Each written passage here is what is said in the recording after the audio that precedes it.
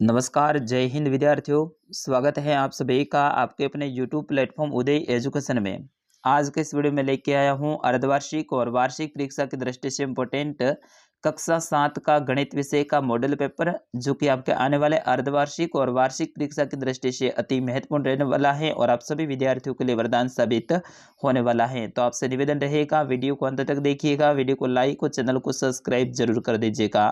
विद्यार्थियों, इस पेपर में जितने भी प्रश्न हैं, ये सारे के सारे प्रश्न आपके एग्जाम की दृष्टि से अति महत्वपूर्ण रहेंगे और बिल्कुल ऐसे ही प्रश्न आपके आने वाले अर्धवार्षिक और वार्षिक परीक्षा में पूछा जाएगा। तो बिल्कुल आप इस पेपर को अंत तक देखिएगा, साथ ही इस पेपर को आपके मित्रों तक शेयर कीजिएगा।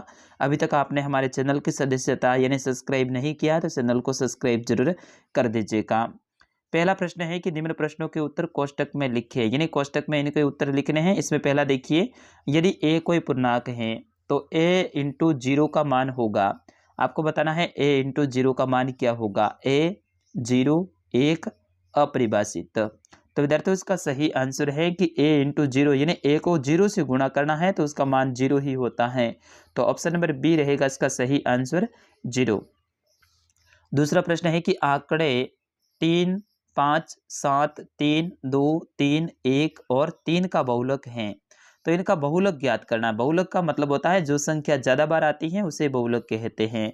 तो इनमें ज्यादा कौन सी आई है? देखिए, 3 एक बार, 3 दो बार, 3 तीन बार और 3 चार बार, यानी सबसे ज्यादा 3 आया है, इसलिए इसका बहुलक है वो 3 होगा। ऑप्शन नंबर अ रहेगा इसका सही आंसर। अगला प्रश्न है कि कोई संख्या x के दुगने से 3 अधिक है तो वह संख्या होगी। कोई संख्या x के दुगने से 3 अधिक है तो वह संख्या कौन सी होगी? 2x plus 3, 2x minus 3, 6x या फिर 6। तो विद्यार्थियों, इसका सही आंसर होगा 2x प्लस 3, यानी ऑप्शन नंबर ए रहेगा इसका सही आंसर। अगला प्रश्न है, एक कोण 60 डिग्री है तो दूसरा पूरक कोण होगा। एक कोण है वो 60 डिग्री है तो उसका पूरक कोण आपको ज्ञात करना है, तो इसका सही आंसर होगा 30 डिग्री। दूसरा पूरक कोण क्या होगा? 30 डिग्री। ऑप्शन नंबर सी रहेगा इसका सही आंसर। अगला प्रश्न है, रिक्त स्थान की पूर्ति कीजिए, यानी खाली जगह को भरना है। इसमें पहला रिक्त स्थान देखिए, शीर्ष लंब समबाहु त्रिभुज के आधार को समद्विविभाजित करता है। तो इसमें रिक्त स्थान में आपको समद्विविभाजित कर लिखना है, जैसे कि उत्तर यहाँ पे नीचे दे रखा है। अगला रिक्त स्थान है कि समकोण त्रिभुज में समकोण के सामने की भुजा कर्ण करता है, तो यहाँ पे कर्ण हो जाएगा।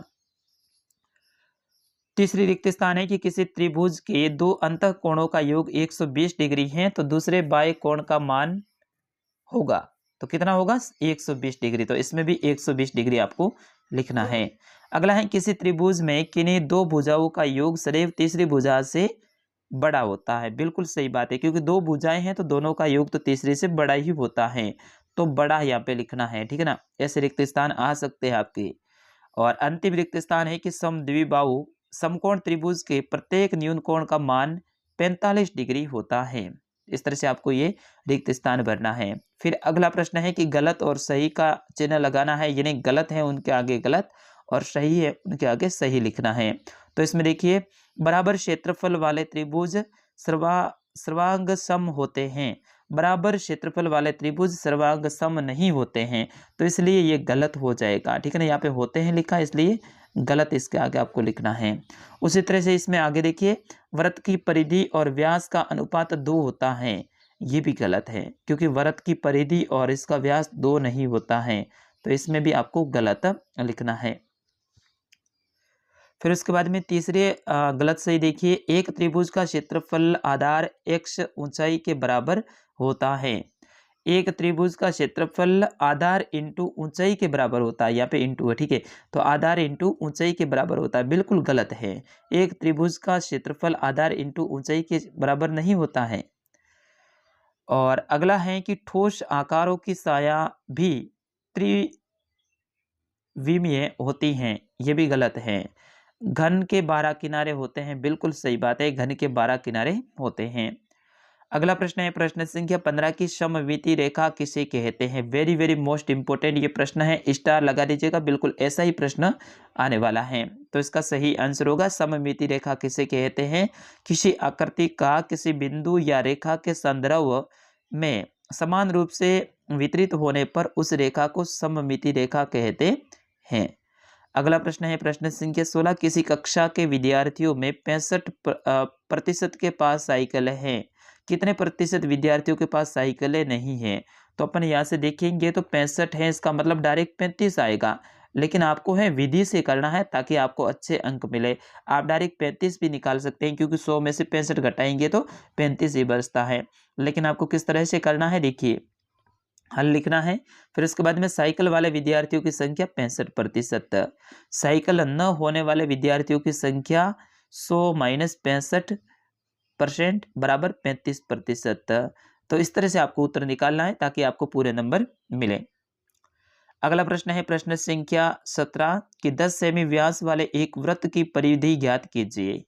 10 सेमी वाला कोई व्यास है, इसकी परिधि आपको ज्ञात करनी है। पाई का मतलब होता है 3.14 सॉरी पाई बराबर 3.14 लीजिए आप। तो एक पाई का मतलब है 3.14। तो वृत्त का व्यास डी के रूप में 10 सेमी है, वृत्त की परिधि पाई डी बराबर 3.14 इंटू 10 सेमी कर देंगे तो इसका सही उत्तर हो जाएगा 31.4 सेमी। अतः 10 सेमी वाले व्यास का वृत्त की परिधि 31.4 सेमी है, ये आपका उत्तर है। तो इस तरह से आप बढ़ा करके उत्तर लिखेंगे तो आपको अच्छे अंक मिलेंगे।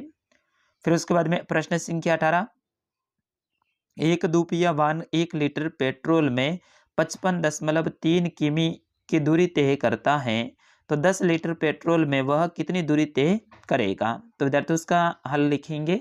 1 लीटर पेट्रोल में वाहन की दूरी तय करता है 55.3 किमी।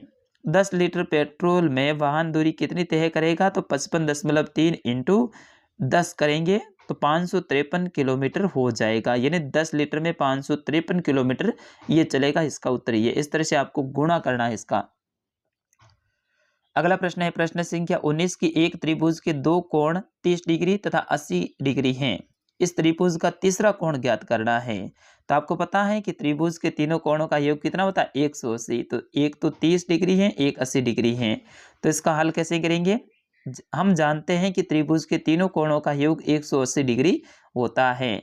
माना त्रिभुज ABC में A 30 डिग्री B 80 डिग्री हो, बराबर A plus B plus C तीनों को मिला के 180 डिग्री होता है, जिसमें A 30 डिग्री और B है वो 80 डिग्री प्लस C है वो अपन को ज्ञात करना है, बराबर 180 डिग्री होता है, जिसमें C 180 में से आपको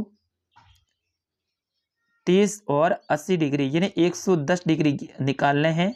तो 180 में से 110 निकालेंगे तो पीछे रहते हैं 70, यानी तीसरा कोण जो C है वो कितना है 70 डिग्री है। अतः तीसरा कोण 70 डिग्री होगा।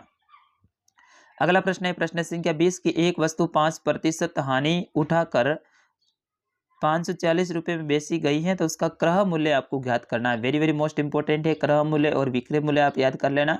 फिर उसके बाद में अगला प्रश्न है कि एक सम चतुर्भुज के विकीर्ण 16 सेमी तथा 30 सेमी है, तो इसका परिमाप आपको ज्ञात करना है।